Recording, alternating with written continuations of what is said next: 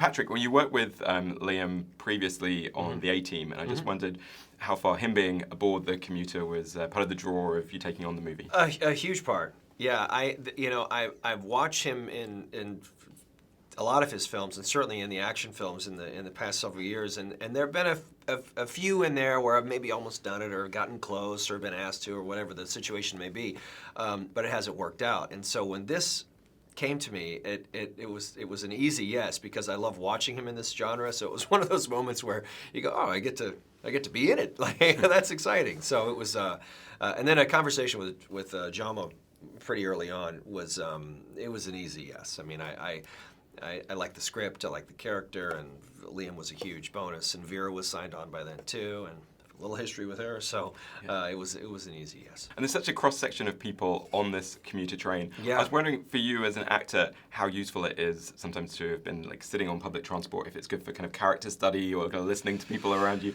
Yeah, it's funny, I've been a New Yorker for 20-something years, so I've certainly spent a lot of time on the subway watching people on a train.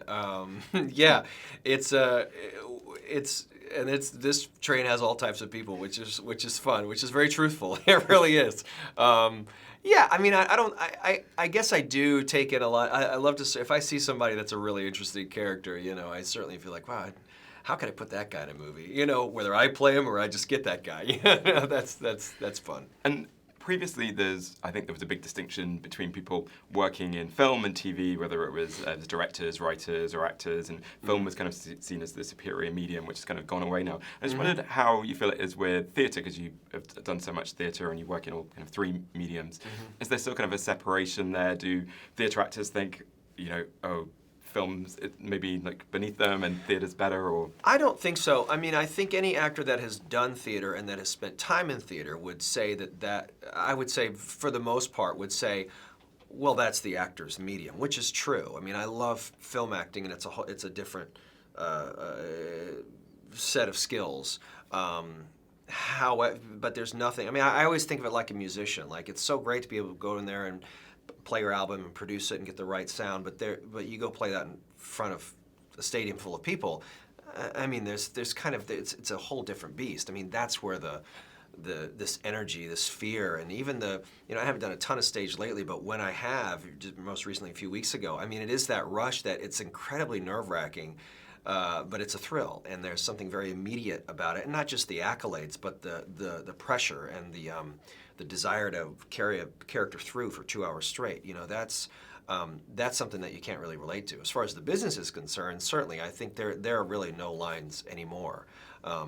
It's something that I think New York actors have a lot more in common with London actors, but I think the UK actors have done it for a long time because of the way the business has been over there, of doing TV, doing theater, and that's only been the past, I don't know, 10, 15 years here, where it's certainly become a little more fluid to go in and out. And Conjuring 3 has been announced. How excited are you about doing another one of those? What do you enjoy about making those movies? That team, I mean, I love working with those guys. I do, and certainly Vera and I would do anything with her. So there's that. And James and our Wan, our director, I just spent 6 months with and doing Aquaman. I certainly 5 films with him. I would certainly keep coming back for him as well. And we love telling these stories, and I love what we've done, and I get interested in even the little, when they take a side turn and do an Annabelle movie, there's a nun coming out and all these, it's great. It's very hard to make any, these days with franchises, it's usually limited to superhero movies, and so it's nice to see that in a horror genre. And as long as we tell the stories and have the same positive attitude that we've had, hopefully audiences will keep coming. Patrick Wilson, thanks very much. You're welcome. Thank you. Ladies and gentlemen, you're watching Hey You Guys! Hey You Guys, huh? Hey, you guys. Is that from the Goonies? It is indeed, yeah. Nice. Hey!